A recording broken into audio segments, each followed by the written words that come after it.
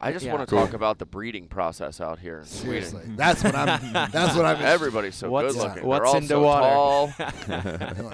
What's in the water? We all landed here and we're like, they're so good looking. I know. Everybody. Look at this. Look at we were 'em. talking to Look at her about it this morning. Everyone's so good looking here. I feel like we would be discarded, like in what's that movie? Yeah, they were like, see, Colton, he had to pick him up.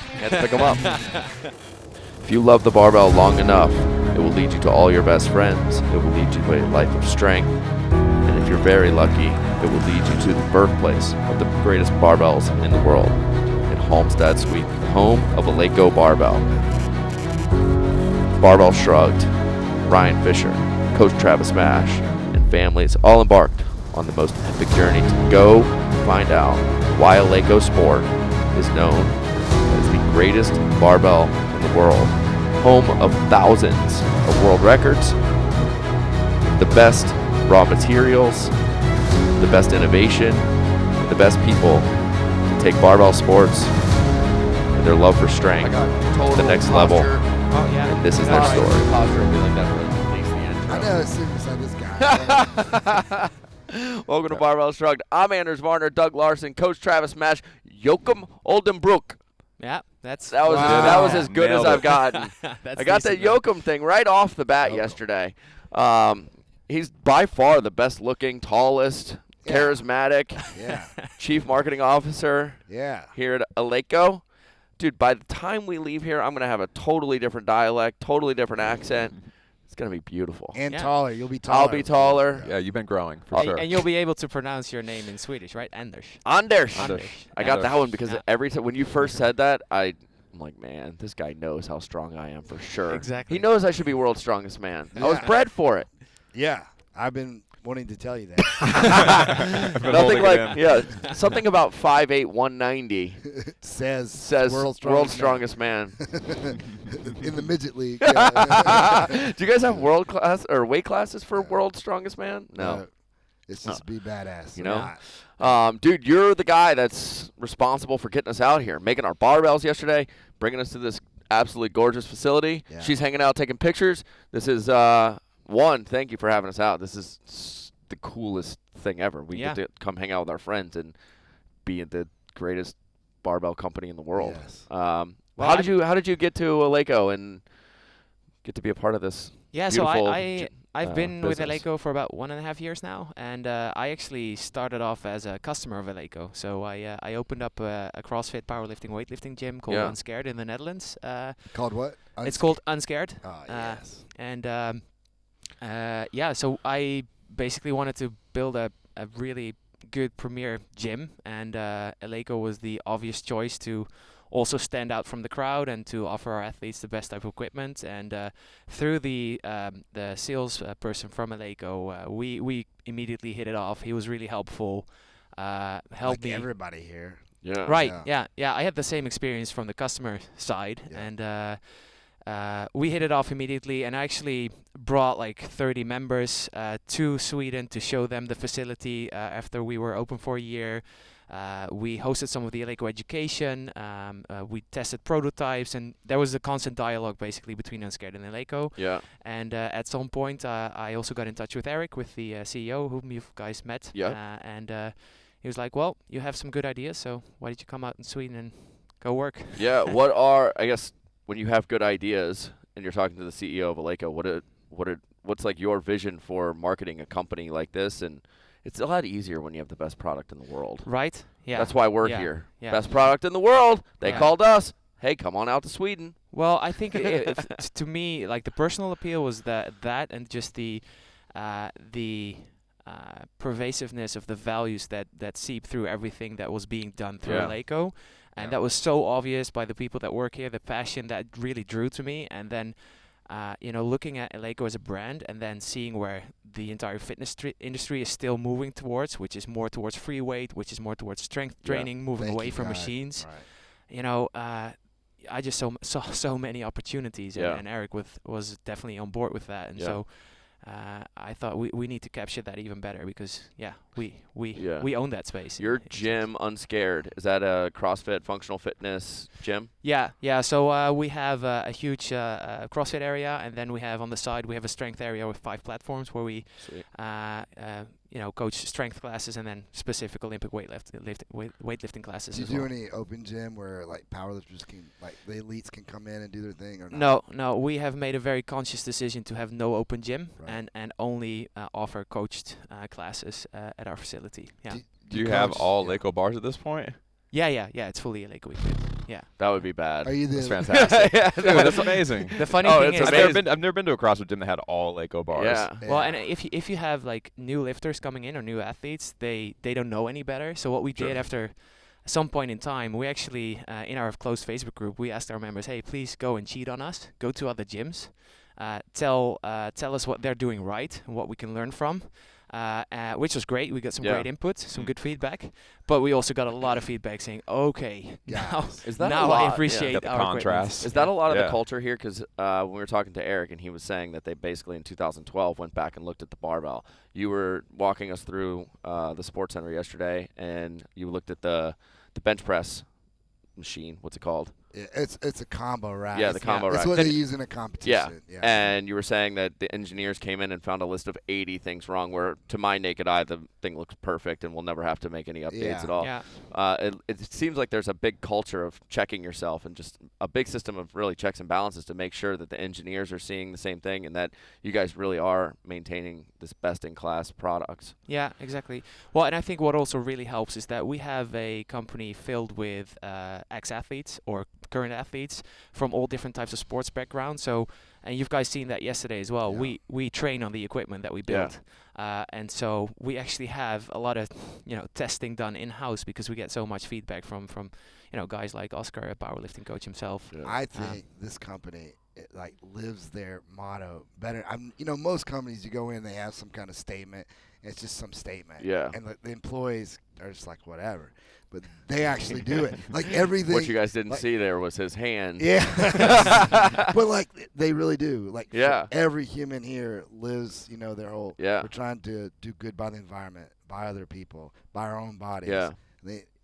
It's just cool that finally there's a company that lives their statements. Yeah, as the CMO, getting that message out, you have the best products in the game, but your job's to go out and share it with the world. Yeah. What's a little bit of the mindset and process that you take coming into a company that's so well established and clearly has the best products, and then now you have to start your job and get the message out to people? What is a little bit of that process, and where do you see Eleiko headed? Yeah. Well, I think there's 2 challenges to it. Yes, we are very well known in a certain niche of specifically weightlifting power athletes that have used our products a lot. Due to the uptake in just strength training in general, we now service a lot of commercial gyms as well. Yeah. Good example from the state is 24 Hour Fitness, who now buy a lot of our platforms and bars and discs. And there, the end user doesn't necessarily know Eleiko. Yeah. So that's where I have a job to do. Totally. And second to that, it's also, we need to recognize that our product is not for everyone. Like there's a lot of great manufacturers out there that build solid products, and we really need to target the customers that actually value high performance at the right price. Yeah. So it's also for me to find those customers and acknowledge their problems and their challenges, and then showing them the solutions that we offer. Because we're not necessarily a company that can service everyone with everyone's needs. Yeah. That doesn't work.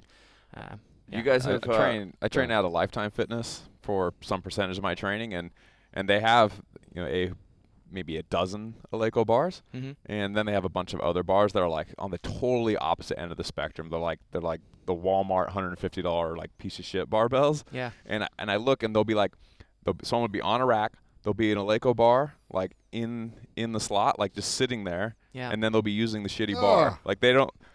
Most regular people don't know the difference. Like No. it's coming more into the mainstream where like places like Lifetime Fitness, 24 Hour Fitness, like even the big box gyms are bringing these very nice barbells into their facilities. But the vast majority of like the regular people no still don't idea. understand the difference. No. So there's there's lots of progress being made, a ton of progress being made as far as it being pushed into the mainstream, but like the average regular, not the person that's not super into fitness still doesn't know the difference. So there's a lot of room to grow there. But I'm very happy to see that I can go to Lifetime Fitness and I can grab an Eleiko bar. And you're actually talking about education now, right? So and sometimes that means going out to the gym owner and showing them that a decent bar will actually improve safety, will get a better ROI in the long run.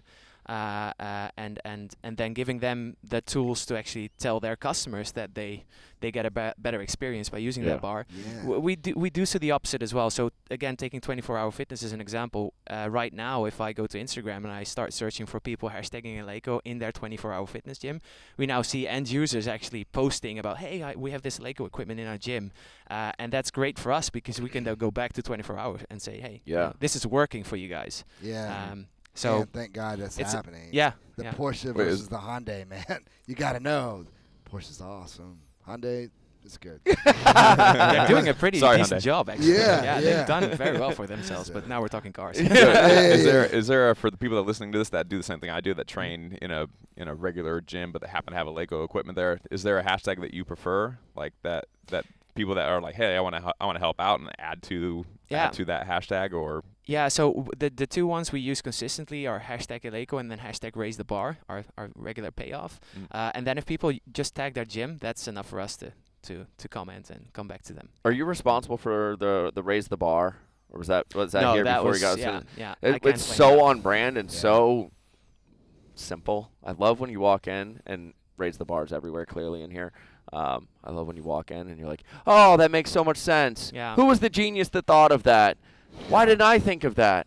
It makes it's just like this place makes me hate my gym. Well, and it ties in with our value of performance, right? So we jokingly, there's a lot of ideas we have with Raise the Bar. One time we wanted to go to an expo and actually have a suspended bar. Raise the bar and have people drink very strong Swedish coffee there. But we never got to that. That's what we've been doing. All day, every day. Yeah, when the majority of your job really is about education and getting people to understand what goes into making a barbell. Yes. And why it's the best. Yeah. Do you find that process really difficult? I mean, one, you have a couple hurdles. Like, you have to get people that are interested in learning about barbells and then actually giving a shit like what they are lifting on. And then we, talking to Eric, safety being one of the biggest things. Can you dig into why a barbell that is so nice as Eleiko's barbells, like the safety piece being the base of why you guys are making products like this? What is so much safer about an Eleiko barbell versus going and using the Walmart version? Yeah, exactly. Well, we talked about this a little bit when we constructed the bars, right? So so both the steel and the knurling, the rotation, and then the extensive testing that we do. And I think those 4 points really capture how we pursue building the best bar in the world day after day.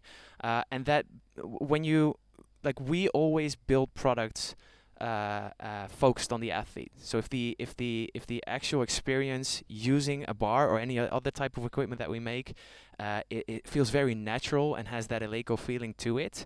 And I often use either cars or phones as example. Like, if you pick up a phone and you understand immediately how it works and it feels right, then it means that it's been designed well. And then if that experience is consistent, which is also very important, regardless of the weight that you use, regardless of the exercises that you're doing, that's when you basically progress faster and better as an athlete, and you build up confidence in your lifts much quicker. Well, as an old man, I can speak for that.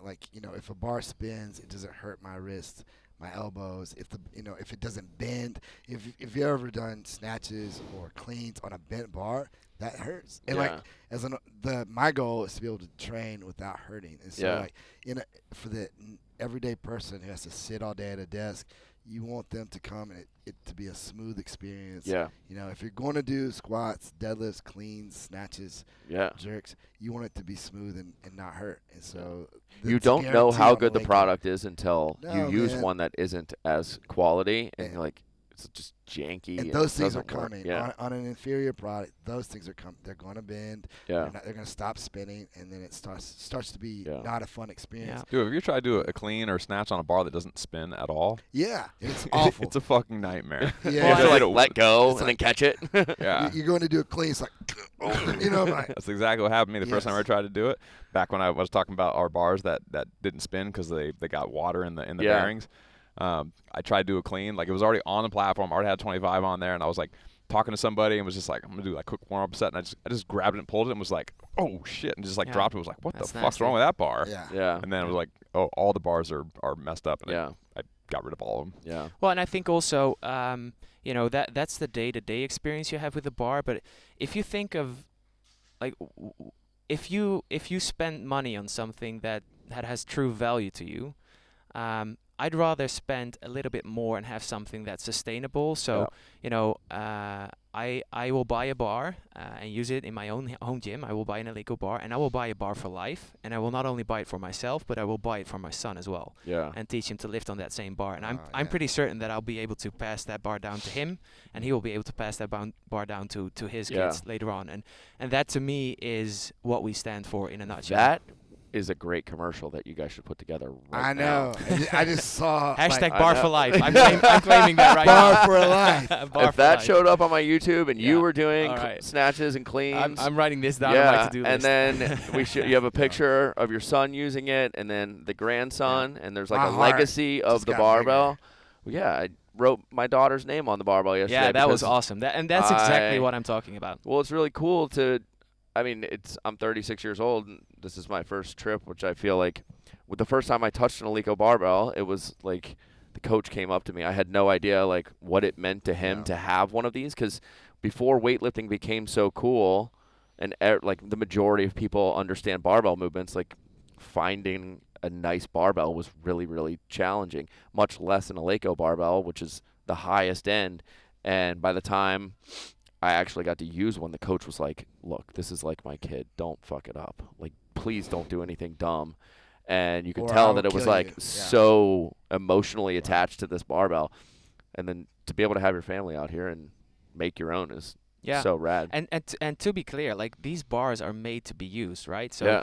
I have an interesting story from a few years ago when we I wasn't working for Eleiko myself yet, but the sales colleague I was talking about, he actually did a raffle, and one of the affiliate owners in the Netherlands won an Eleiko bar, and he didn't want to use it in his classes. He was like, no, that's, you know, it's too special. And I told him, hey, dude, these bars are made to perform. You should put them to use. Don't Hide not it. use them. Yeah. It's still an equipment Yeah, piece. what's the point then? yeah. So people are used to their stuff breaking is the thing. Yeah. Like I've broken so many small plates, and I've had many like sleeves like come off the end of my bar, like shit just breaks. And I think people are used to that. If they had all Eleiko equipment, nothing ever broke, then they would just be normal. But most people don't have top of line equipment. They have whatever they can afford, and the shit breaks all the time. Then they get one nice bar, and they're like, nobody touch it. The only way I don't want it to break, bending but it's not going to break. in Eleiko is if you drop it on something. Like if it's if you super drop heavy, it on a safety arm, Right, like fully loaded, then it Sure. might. Yeah. Well, anything's gonna bend at that point. But other than that, like it's not bending. No. Yeah. Another way to bend it. We're like finding ways. Yeah. There's Yeah, 3 I've ways seen- that you could do Sledgehammer. it. No, don't do this. Is if you wreck your bar and then load it fully and just let it rest there for like weeks on end. I've seen this happen. It will eventually, bend out of shape. Don't do that. But if you're you an idiot if you do that. You don't deserve an Eleiko. Yeah. people get creative. Yeah. I will bend this. Yeah. You guys have some really cool partnerships, though, with IPF. You guys have done tons of Olympics and World Championships for international weightlifting competitions, IWF, and then the Paralympics. Where do you come into those relationships? Maybe not on the product side, but the relationship side. Are you working pretty closely with those companies? Yeah, so we have contacts obviously with their respective marketing departments, and when it comes to the Worlds in Thailand, for instance, it's the local federation that's responsible for organizing it in conjunction with the IWF. So they work together, and then it's us coming in and talking about, specifically most of the competition, we will build a customized set of plates, platform, etc., etc. With So the logos. And with the all that, logo yeah. in there, and we propose a color scheme. So then it's our marketing department, customization department, talking to their look team, and going back and forth on finding a unique design that fits their competition. If someone wants to buy equipment from past World Championships, is some of that stuff still available? Like I saw like a Gold Coast 2018 plate in there. Like is there like a Houston 2015 bumper plate set floating around you can buy? Yeah, it depends a bit on the type of competition, but usually it goes either through the federation or the distributor that we have in place. So we don't manage that ourselves. We usually what happens, again, it depends a little bit per competition, but we actually sell to the competition for that specific event, and then it's up to them if they want to keep it in the federation or pass it down to. Sometimes it gets donated to gyms as a charity effort, but that's not on us. I saw in 2017 we had the Worlds in Anaheim, and it was gone. Like they said, we're selling it, gone. Yeah, like, we were there. Yeah, yeah, for sure. I think that's where I met you. Yeah. See? So I'm curious, flipping the script a bit about you have an amazing like CrossFit gym and with 500 members, which is awesome. So like what makes that gym so awesome? Like how are you guys getting results? Is that family? Like how is it so awesome? Yeah, I think running a facility is never about doing one thing right. It's really about looking at every single detail and making sure that you keep the customer that you're targeting at the heart of the story. So, like I said, we made a very conscious decision to not have an open gym. We only coach, group classes, and we do that to the highest standard. That automatically weeds out certain people who want to do their own thing, which is cool. But we then actively show them gyms in our city that do that and that we're friends with, which in turn gets us members from them that don't fit there. They send you the people that want to do classes all the time. Right. And then. Like I said, one thing that is interesting is that we in Europe can sort of see what's happening in the States, and you're, 2-3 years in front of us. So when I opened in 2015, I was like, okay, now is the time in the Netherlands to open up a professional gym with full-time coaches at a decent rate as well, which will sustain that crew, which will allow them a true career opportunity, and that. At that time was still a novelty in the Netherlands, and that that attracted a certain group of people who value that. Yeah. Who do you target? Are you targeting like people who want to compete in CrossFit? Or are you targeting No, we have different personas that we target, but it's mostly 25 to 45-year-olds living in the city center with an above average income, highly educated, who already have an active lifestyle. What does the programming look like? I mean, it's going to be super fun to hear about a European. Yeah. Yeah. So we have a head strength coach who programs our strength classes and weightlifting classes. I like that they say we have a strength coach. Yeah, right. Not some. Yeah. Anyway. No, he's an avid broad CrossFit coach. Yeah. And then we have, and he's an avid weightlifter himself. And then we have a CrossFit strength coach who does the cross. He's an ex-strongman guy, pretty decent water polo player as well. Right. And he does all of the CrossFit programming. Right. And we make Stick sure that that in your mouth a little more. You're a little bit low. There you go. There you go. What right about in that beard. I wanted to say that's what she said. You just did. You just did. Oh yeah, my bad. But I didn't say it. And then we basically theme each month, and we make sure that the 3 different programs are interconnected. So this month the weightlifting, powerlifting, and the CrossFit class are all interconnected. Yeah, so we theme each month. So strength class might be functional bodybuilding this month. For the weightlifting classes, we might go, higher reps, more touch and go style technique. We might, do a 3-month cycle building up to, setting one rep maxes, etc., etc. Right. But we always try to balance the 3 programs so that when we're going really heavy in a strength class, we'll be more like bodyweight type training in the CrossFit classes. Right. So if people want to do several things, they get variety, Right. because that's why people stay. Yeah. Oh, I see. So it all flows together. Yeah. So now, is it like at 1 o'clock or at 1300? Is it the weightlifting class, and at 1400 is the powerlifting class, or are they all going at the same time? Yes, so it's one space, but we have 5 platforms in the back. So at peak hours, we'll have 2 coaches doing a 20-person CrossFit class, Right. and then we'll have one coach doing a 12-person weightlifting class. For Is that instance. what you limit at? Is it 20 and 12? Yeah, Right. we have 15 for the strength, and then 12 for the Olympic weightlifting, because they're more technical movements Yeah. usually. Right. And then 20 on 2 coaches or 12 on 1 coach. What about powerlifting? So strength class to us is powerlifting, but we try to broaden it a bit. So we're good friends with Julien Pinot. So sometimes we'll be more on a strong fit type theme a month, or Right. we'll do a bit more functional bodybuilding. But usually the 3 big lifts are the main staple of that class. Squat, bench, and Yeah. deadlift. Yeah. And how many can you run for that? 15. 15. Yeah. Okay. Yeah. Nice. How are you guys implementing the strong fit stuff? All that weird nervous system stuff that he's got going on. Yeah, I don't think we do that much with that piece of Yeah. his philosophy, although it's very interesting. But we just use a shit ton of sandbags, which is awesome. Like, because there's a lot of eye openers in his method, and one thing that I really like is just sandbag squats as an alternative for goblet squats. It's great for beginners to just learn the basic pattern and have lower load on the back, etc. So we do quite a bit of yokes, and we have a ton of sled work as well. So it's hard not to have a stable torso if you have a big sandbag and you're fucking squeezing it super Yeah. hard to Yeah. try to Most stay, miserable try to have thing. good posture. It's hard to breathe. And the sandbag the walks, movement. man, they're gruesome, and they build character like no other. I love it. Yeah. Yeah. You have a history as well, though, with Reebok, and you were there kind of when this CrossFit explosion happened and Reebok became a part of the games. Yeah. How does that experience kind of lend into building a gym and then ultimately being here at Eleiko? Yeah. Well, I mean, Reebok being part of Adidas, it was the first and only time I worked for Adidas. Adidas. Crazy Americans. Adidas. Adidas. Adidas. It was I actually like that way more. Adidas. too. Adidas. Yeah. Why do we mess things up? We fuck it up so bad. Well, is it Americans are lazy. is not it not our Nike audience, or of course. Nike? Nike. Nike. All right. yeah. All right. Anyway. Adidas is Adidas. German, correct? Yeah, it's Right. German. Yeah, Nike does not sound as good as Nike. Nike. But Adidas sounds better than Yeah. We'll stick to Adidas. Right. But anyway, that was the first and only time I got to work into a big corporate. So that was really useful to see what happens when you have like big budgets.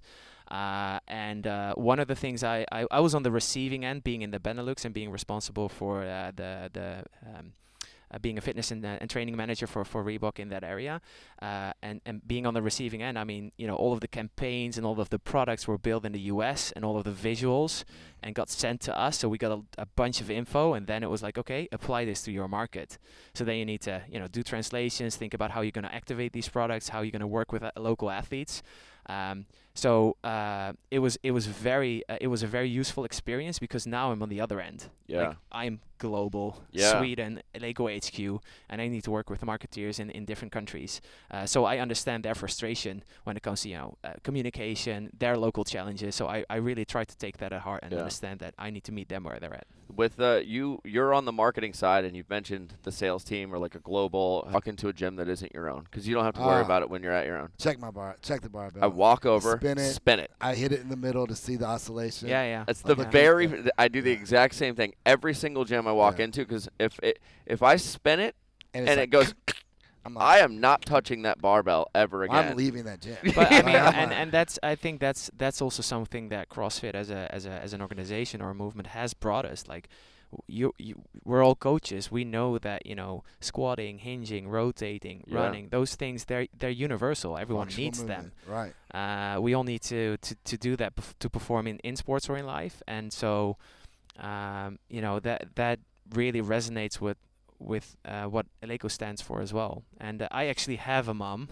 who started CrossFit. No way. See, on Eleiko equipment. So her experience was awesome. Yeah. And she now is actually she got her level 1. She then did an extensive PT course, and she's now 60 plus, and she now started Silver Strength, her own PT business. Nice. That is so awesome. Yeah. That's super cool. and Shout like out to my mom. And some of the latest research would tell you that as far as longevity of life, so used to they would say, I'm sure when you were doing your master's, that it was cardiovascular, like the better that system was, the longer you lived. Now the number one predictor of longevity of life is the amount of muscle mass you have is one, the movement a person has is two, and then cardiovascular. I mean, they're all three important, but like if you want your mom and dad to live, they need to have some muscle mass so they don't wither away. Yeah. And they need to be able to move so you don't have your mom falling and can't get up crap. You know, Yeah. like she can fall. And she Fall can risk is super serious. Yeah. Yes. And he talks about it all the time with leg strength in particular, like Yeah. has one of the highest correlations to longevity out of any factor. This is what the world needs to hear, and then they need to do some barbell training to live. You don't just need to go out there on the road and run 10 miles, guys. Well, and again, we're all coaches, we've had gyms or have gyms, and you know, again, going back to your question on whether we're you know, a sports brand or a fitness brand, you know, athleticism and top athletes are super inspirational. You know, they provide the world with inspiration, with you know, pushing the bar and raising the bar, pushing boundaries. There it is. Which is Branding. awesome to watch and to learn from. But we also know that every person that comes into our gym and who will never be a professional athlete, what we wish them the most is them playing the long game and staying fit for as long as possible to just be able to have a fulfilling life. How do you manage that in your own gym? You know, your target market is hard charging 25, 25-year-olds. Yeah. I know what building I a was like career. when I was 25, and if you asked me to, I'd run through the wall.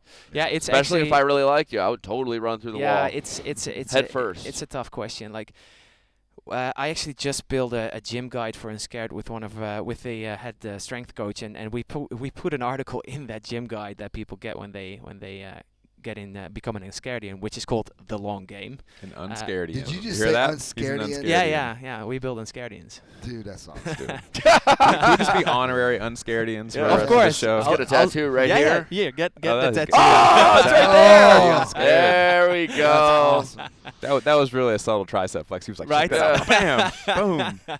See my lat spread at the bottom too? but to your point, Did you get that on camera? I love that.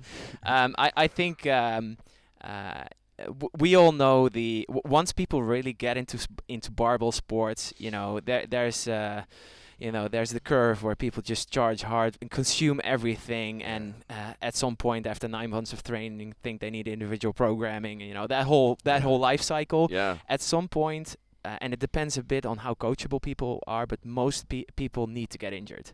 Now, how you manage that injury? Hold on a You second. say they need to. Hold on Yeah. a second, because Yeah. I'm part totally of the learning with you. process. Yeah. I'm 100% with you. And as soon as I write that on Instagram that getting injured is actually important, the whole fucking world hates me. Well, again, It's all about context and why you're saying it. Well, yeah, but Instagram's not listening to that, This- though. yeah. No, but listen. Yeah.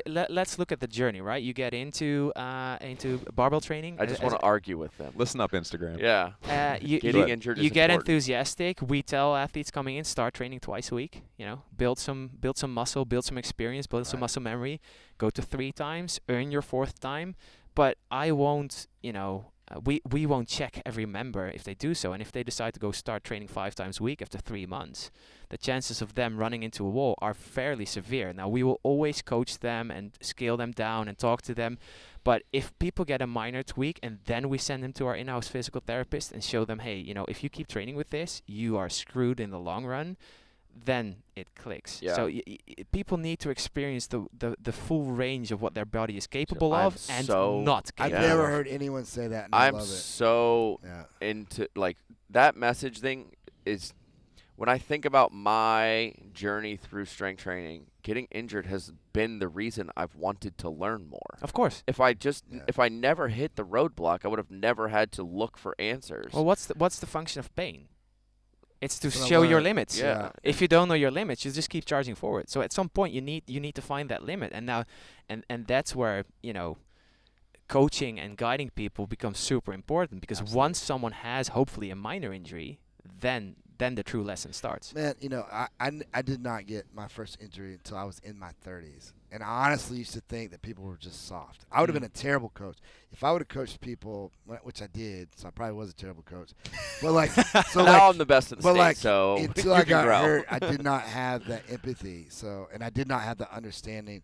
And I was full steam ahead. I think my Then I got empathy hurt. has gone away, though, because I understand that it's part of the process. Now when someone gets hurt, I'm like, cool, well, let's just keep I'm going. talking about empathy prior. So Oh, like, yeah, yeah, learning yeah, to yeah. say, you know, I would have pushed my athletes a lot harder. Yeah. And I have, you know, some of the best in the world, and I would have pushed them harder than I do right now. Yeah.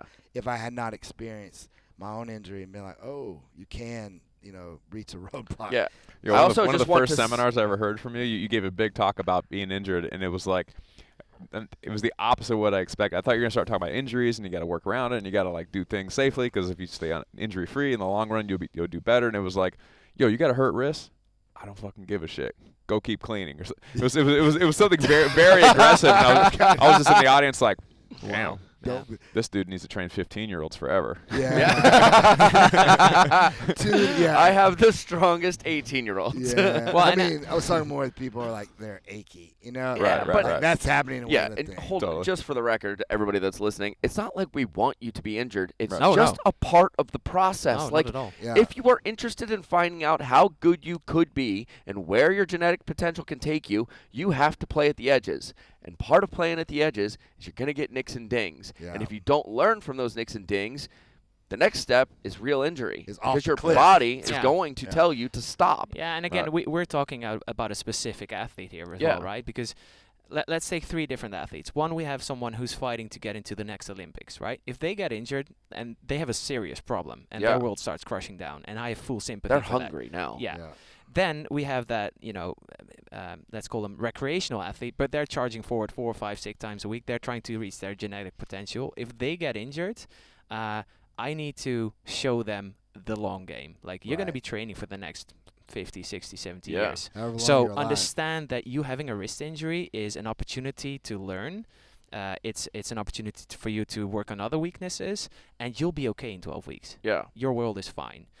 Then there's a third group of athletes who are not necessarily looking to push their boundaries, but who want to stay fit. And for that group, my number one priority is to not get them injured. Yeah. Because that group, if they get injured, they will usually quit training. Yeah. Right. They're like, oh, Right. this doesn't work for me. I'm injured. I can't do anything anymore. And having that conversation, showing that they can do other things, that's pretty hard. And it's 100% possible to go through an entire life of training and never be injured. Yeah.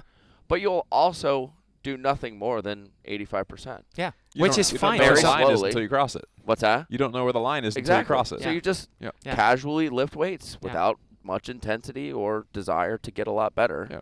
And then your But board now- is And fucked for compared to the rest of your general life. population, Yeah. you'll be healthy and strong and, Yeah. look fantastic, but you'll probably never reach your full potential No. Yeah, in that just case. spend your whole Somebody life doesn't bored. care, but that might not be bored to them though. No, but I Yeah. actually identify with that last Yeah. group. So Yeah. right now my training is I'm almost never maxing out anymore. Yeah. I'm trying to build strength very, very slowly. My number one priority is to not get injured in the weight room, because I'm now fully into biking, and I just want to die a little bit less when I crash. Like, that's my priority. That's my, a little bit less. you know. So You're going I think 40 down a mountain. yeah. That I didn't hurt want to as be bad. in that group. Like here I'm 46, and I want to be. You're still in that chasing the group. dragon, And bro. the minute as soon as I started lifting, like, I become a kid again, Yeah. and I'm just like, yeah, but damn, just keep you going. just own it. I mean, if But- that's you, go do you. But that Definitely. number to you is not world records anymore. no. It's That just number is a little you bit stronger. in your a little brain. bit. It's like, if I can't, I have numbers in my brain that I just want to see how long I can do. At any point in time, I want to know how old will I be the last time I snatched 225. Yeah. I hope it's 70. Yeah. But how do I stay strong enough to, if I'm 70 and I Godspeed, snatch two brother. and a quarter? Damn, that's really good. That's it. I want to squat 315 when I'm 80. I actually think about that all the time. Being Ugh. 80 years old and sitting under 315 would be so rad. If you do it every week, what's stopping you from front squatting 400 if Yeah. you do it every week of your life? It just I'm is with you. so normal. I know. My Why first day wouldn't you back, be able to do it next week if you did it this week? Yeah. Right before I came, the day before we left, Mhm. I'd really taken like a couple months of barely training at all. So, but I'm like, let me get in shape today. Or this is and so Safe right now. my I'm first going to day, Eleiko. Got to get in shape. Got Yeah. 24 hours. Let's get jacked. so I start front squatting, and then I'm starting immediately. Here's what I do: I look at my athletes. I'm like, who can I pick off first? Like,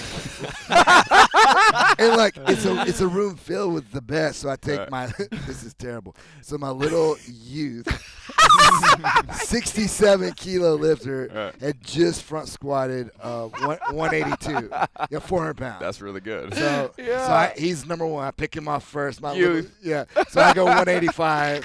I mean, but clearly he's like one of the best no matter who, like Right. he's like top 3 in the entire country, seniors and everything. Right. He's bad, but I got to pick out some. That's just how I think. What I'm up, you like, teenager? You Like, front squat 3x so then- body weight? Next thing I'm thinking about Morgan, my 16-year-old. Yeah. Trying to pick him off. That's just. When you're I trying to don't out know. front squat Morgan, I get out front squat. I know really? you Yeah, can't. Well, What's he front squatting these days? He's He's 16. at 225. I did 230 just a few months ago.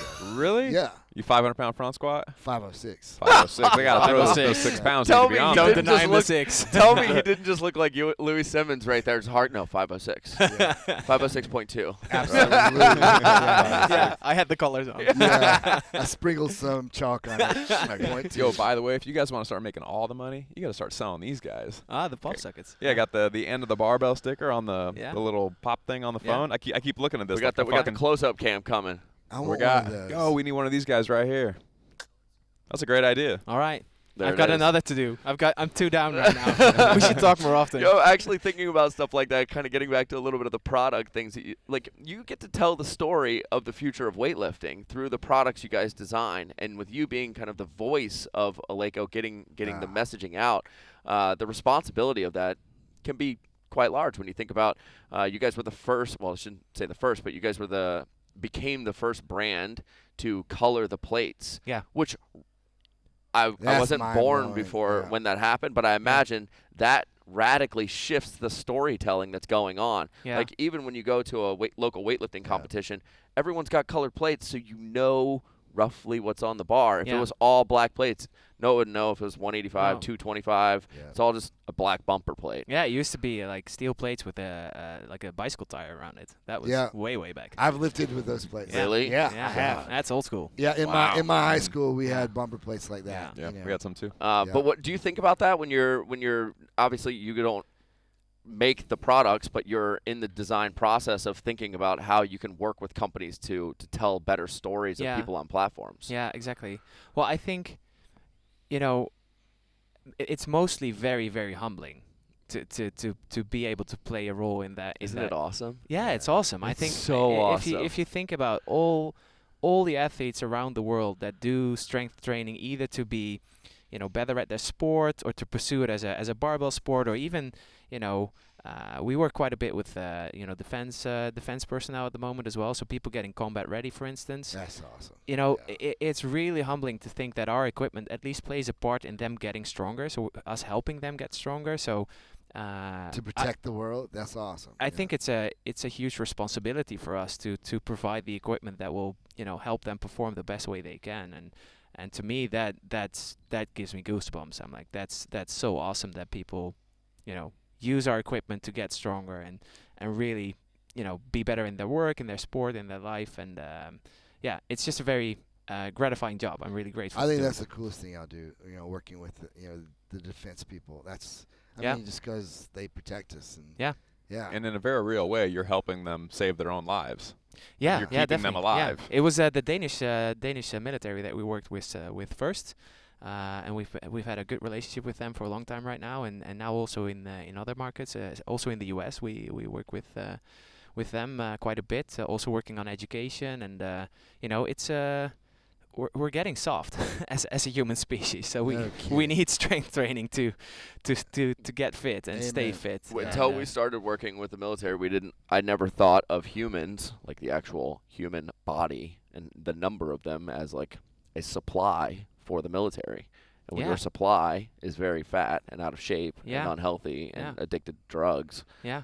Yeah. your I was, supply starts to get very low. Yeah. So finding the top 1% to go and fight Yeah. for the country becomes a big problem. I was actually fortunate enough to visit one of the bases of the Marine Corps in the Netherlands when I was organizing the CrossFit Lowlands Throwdown for a few years back, and I talked to the commander there who was responsible for their version of Hell Week, and he told me that they were forced to lower their standards for entry because Same in America. the influx was just too weak. Like they Yeah. were gaming too much and not just going outside and playing and just being out there. So it's a real problem. Our overall athleticism must be a fraction of what it used to be. Yeah. I think about all the time, if I just like building a garage gym, if you went and knocked on your neighbor's door and you were like, I'm squatting over here if you'd like to come hang out, what the look on their face would be if you were like, no, just come lift weights with me. Like, or let's go play kickball in the court. Let's go do something outside. Nobody's outside. Nobody does anything.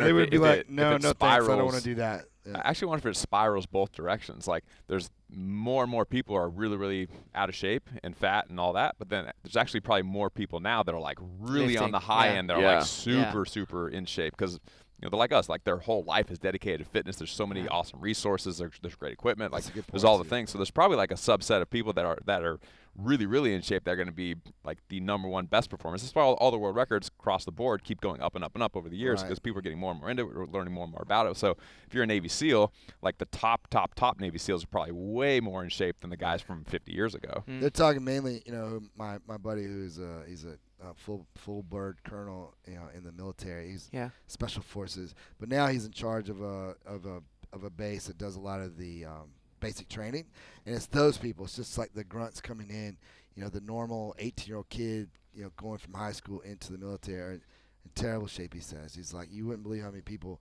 can't do a push-up. They're mentally just soft, too, because that's they're not outside too. playing and losing. If you yell at them, they quit. They're like, If you have an option to go inside and play video games after you get your ass kicked in kickball or street hockey or whatever it is, and you just quit that day, you've just quit for the rest of your life on becoming tougher in between your ears because you lost and you quit. And I never went back out to get better.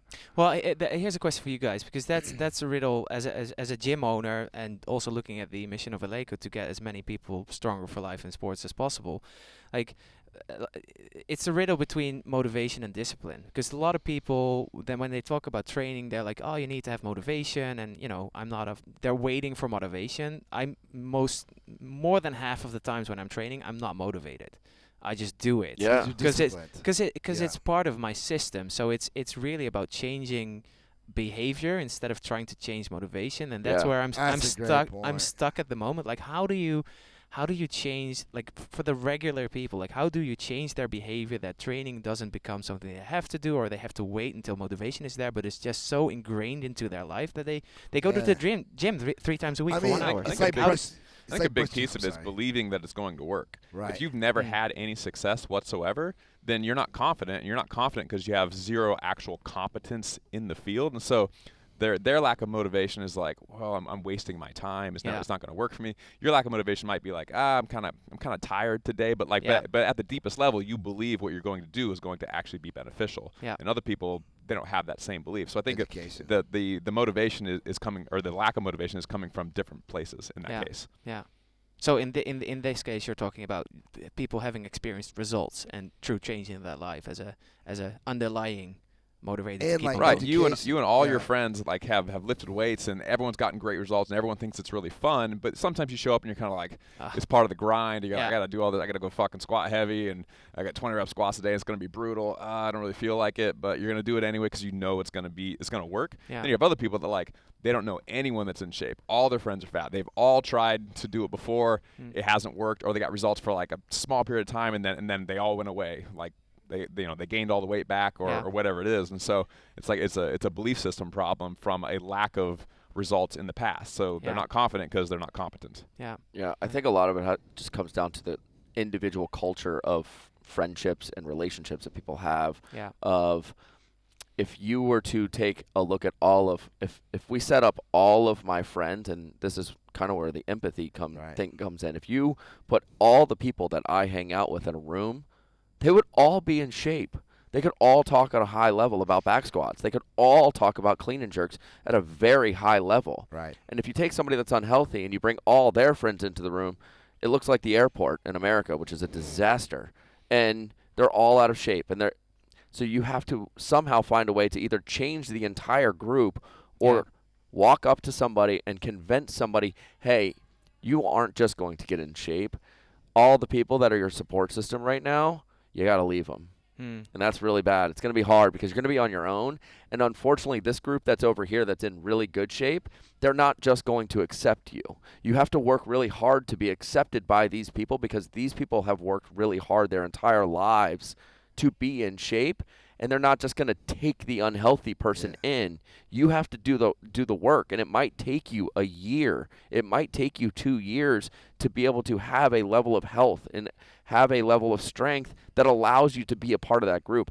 It's one reason I love strength and conditioning so much is you walk into this gym, and just right here, there's 3 squat racks. I guarantee you, if you put 20 people in this room, the strongest person would be down at that end. And the weakest person would naturally take that rack. And that person has to want to go down to that end. It's like sitting on a school bus. All the kids that are scared sit next to the bus driver, and the bad kids sit in the back. That's right. Yeah. And the bad kids sit in the back because they get away with shit. They get to play. They get to be flexible. They get to create their own space. And the kids that sit up front, they strictly by the rules. This is safe. If I play in this zone, it's good. Yeah. And if you want to start to live the life that the kids in the back of the bus do, or the people that are at the 3rd squat rack in here are doing, and actually testing the limits of strength, and actually being a part of this like higher level conversation, you gotta work your way up, and you gotta push yourself to further seats back in the bus. You gotta go to rack 2, but rack 2 is a hard rack to figure out how to get into. Like you can't. One day you have to decide. I'm fucking sick of sitting at squat rack 1. I'm at 95 pounds. I've never pushed myself past 135, and everybody on squat rack 2 goes blue. Oh, why can't I hang out at the blue rack? Yeah. And the guys down at the far end, they don't even touch blue. They start at red. Yeah. They're triple red. One thing that was the coolest part of I'm on a rant. Yeah. One thing that was the raddest part that changed so much about what I did when I was training with Cena, we never started with greens. We always started with yellows. And now I don't ever touch greens when I'm snatching or clean and jerking or doing anything for warm-ups because Cena always started at yellow. So set 1 is always 115. Yeah. I will never put 95 on the bar because I know what the big, strong people are always starting at 115 at a minimum. Well, and I mean, talking as a gym owner and coach, like one of the most satisfactory experiences I've had with athletes is, and we haven't talked about this group yet, but that's the group that comes in, willing to train, willing to learn, but they actually need to shed their past identity. Yeah. So I've had conversations with one girl particularly springs to mind where I said, hey, you are no longer this girl that's being picked last in gym class. Right. You are an athlete now. You're training. You're getting stronger. And I had to push her to put more weights on the bar and to show her that what she was capable of. Yeah. Now, that's a very cool group to work with because they're actually afraid to release their potential. Yeah. And once they start building up their own confidence and they start growing as athletes and reaping the benefits in real life, then that I can get out of bed for that every day. How many times when you're coaching people and you look at them and in your brain that they're so much stronger, but they're like, man, they're holding back. I put the 1-0, like you talk to girls, they're like, wow, well I got 105 pounds on the bar. That's where I'm at. I've never done more. What should I do? Yeah. Just, I don't know, put 5s on. We're all meatheads in here. Like, all we do is count and add 5 pounds. So why don't you just put 5 pounds on the bar? Well, I've never done that before. Well, today you're not yesterday. So why don't you just put 5 pounds on the bar and fucking sit down already? Yeah. Like, one thing that I do find interesting about your school bus example is which was awesome. I agree, and I think it's good that we push people to strive to be better. But one of the things that I found extremely important in our gym culture is to reduce the amount of egos walking around, because they will always mess up your community. Is that the only thing that counts for me when you come in is attitude. Like, if you're willing to work and if you're humble and if you're willing to be coached, I don't care about if you can do 0 push-ups or 100 or clean 300 or 100 pounds. That doesn't matter to me.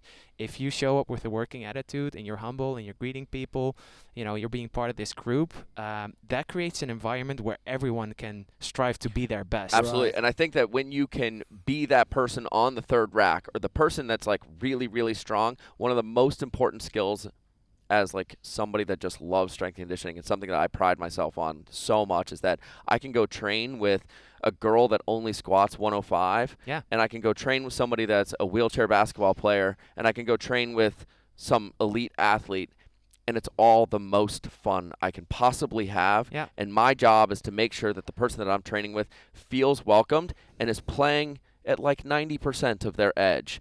And then I can get them to introduce them to a bigger, better conversation about strength training, because that piece of like, you're not going to change somebody overnight, but if I can sit on a squat rack with a girl that squats 135 and I'm like, look, I'm here for you. I got you. I've been doing this for 23 years. You're not going to be fucking hurt. I promise you. But let's try it. Yeah. See what it looks like. Let's go. See what it feels like. And that is the responsibility of the strong people. It's not to walk around and say, look at me, look at me. It's, hey, I'm here, but I could also go play down on rack 1, and it'll still be the most fun I can have all day long.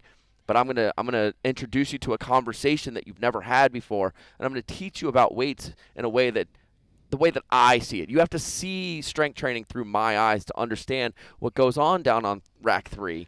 And you have to be able to play at all ends of the spectrum, not just super meathead look at me. I agree. You know, what you said is super important. You know, if attitude is first, you know, like I want to work hard and I have a good attitude, then you have a superstar athlete in your gym, say like, you know, my Morgan.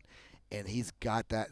He's like that too. He's got the edge. He inspires everybody. Yeah. And like in our gym, we have a little flow of everyone. You know, we have our elites. We have a little section for our elites and kind of in the back, and then our average Joes are up front. But they love Morgan because Morgan is nice to them and he helps them. Sometimes he'll come and we're doing a class and he'll help them with their technique on his own. Like no one tells him to do. He just does it. And they love him. And it's nice to be nice to people. Right. and they're like, oh, my God, this kid is the strongest kid in the whole world is helping me and, wants me to do well. Then your elite guy, brings everybody up. Yeah. However, you have that elite who wants to be standoffish, who wants everybody to look at them, never talks to those people. They can bring everything down. Yeah. So. One more time for all the people that don't know who Morgan is. Like he's 16 now, 16. and what are his lifts? Yeah, right. He's like 23. You just call him 16. You lying? No person he just can't cleans find it. 190 kilos, 418 pounds.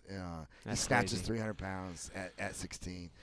He's just the best He kid. finally started to look like he might become a man one day. He's got actually. a few hairs on his chin. So The new Instagram videos are looking like he's hit puberty, which is great. He's in it. I think. I think he's in it. He's starting to get a little. He's like I tell him all the time. He's like a grown man, weighs down. He's like still a little boy. But I mean, so if you describe, I've never met Morgan, but the way you describe him, it means that he, as an athlete, is already super mature. He is right, because just the way he behaves himself and well, he's my godson too. I'm a little biased right now, but I mean, he is all these things I'm saying, but Well, he's grown up in the gym and he's had to go through it. So, and this is getting back to even the beginning of this of like, how do we expose people to fitness?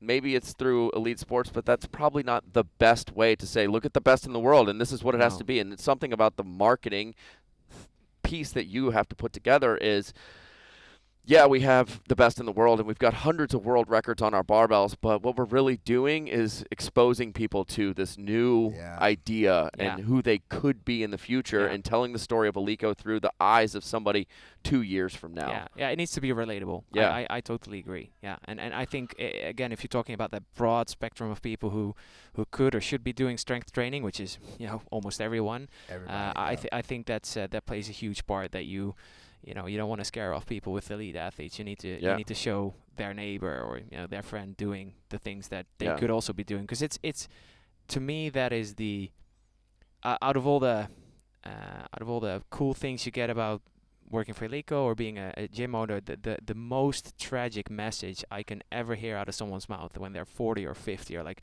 oh no, I can't hike that mountain. I'm too old for that. Do that. I can't. Yeah. And you're like, oh man, you're gonna live to 90 or 100. You're halfway. You're too old for doing like regular stuff. It breaks my heart. I know. It's very sad. That's where the whole world is right now, and like through education, I think if we all really took, like you guys are taking education so seriously, and you really, like your company, like spews that from their pores. We're trying to educate. If like all of us really took education that seriously, then working out becomes like brushing your teeth. I don't have to get motivated to brush my teeth. I know it's good for me. I was in school and they told me that you can get cavities, also can lead to other diseases. So I know I need to brush my darn teeth, right? If we can like educate the world and be like, you need to do this to live longer, and like to feel better when you're old, like even, not just to live to 90, but when you're 90 to feel good about being 90. If we could educate the world like that, then we change people. You change the whole game, man. Yeah, it's a good way to look at it. Like we've talked a lot about making people stronger, making them perform in sports and in life. But to flip it around, it's actually trying to get a big group of people to say, yeah, I can do that. Yeah. When they're looking Yeah. at daily activities and just enjoying life and world Yeah. around them, and using strength as a tool for that. That's Makes everything else easier in One your more life. about strength training too, that like, you know, you guys have all coached. My favorite thing about coaching the average person is when they start squatting or deadlifting, it's objective, and there's like, you see the outcome right before your eyes. You train 4 weeks, and now all of a sudden you squatted 95, now you're at 115. You're like, you can see the improvement. Yeah. There's no doubt that happened. Whereas like when they only focus on weight loss, like it can be, you know, it goes up and down. Maybe it doesn't change at first. It's a lot, you know, so they get bored with it, tired of it, and they quit. But with strength training, you see that, you know, linear, especially like we all know the newbie gains. Yeah. So no matter who you are, you start training, first year is going to be straight linear. And it's fun, and it's something they see, you know, and they're like, oh, some things are happening Yeah. at this gym. So I think adding that component and Yeah. seeing that objectivity is And then having the conversation, like, what does this do for you? And to your point as well, Doug, like, if people can give examples from their real life, and I have one example of a member in our gym, super cool lady, and she has a glasses shop in Utrecht where my gym is, so she runs it by herself. It's like really nice bespoke glasses that you can buy there, straight in the city center. And she came to me after she'd been CrossFitting for like a year, and she came to me, hey Jochem, you know what happened? I chased a thief outside of my shop, and I caught him. And that's because of my fitness. And I was like, oh man, that's a commercial right there. She And that was she such caught it. Yeah. I it caught was him and beat the shit out of him. yeah, I'm it was so proud of such me. a cool story. I was like, wow, you know, That's awesome. if you want to see how you know training actually, you know, transforms Yeah. your life, that's I such love a that. cool example. I think it's a good spot to wrap it up here. Where can people find you at? So you can find me on Instagram at Sweden is Calling, and our Eleiko Instagram handle is Eleiko Sport. And if you want to check out my gym, that's Unscared CrossFit. Eleiko.com, Wait, unscared. right? Or on our website, eleiko.com. Go get the obviously. best barbells in the world. You got to do it. Yeah. And unscared CrossFit's in the Netherlands, but Yeah. where specifically? It's in Utrecht. Yeah, which is about Right 30, there. 30 Where it is. That's where 30 it is. minutes from Amsterdam. There you go. Okay. Yeah. Yeah. Man, if we go there, Eat I'd some like to see that, pastries, yeah. and then just get lost. Make your way to the gym. Yeah. You got a good walk ahead of you. We're considering going to Amsterdam in a couple days, so Yeah, if good it's only luck. 30 minutes away. It'd be cool Yeah. to go to his gym. Would be Yeah, awesome. yeah. That would Yeah. be fucking dope. I Very want absolutely. an unscared T-shirt. You Yeah. guys sell those? Yeah, of course. Yeah, I'll give you one. Absolutely. There you Well, go. you're not going to have any money because we're about to go to the Eleiko. Oh, We're going to go to the yeah. Eleiko We're gift gonna shop go. here and spend all of our money. Maybe I'll work it off. I'll teach a class. Yeah.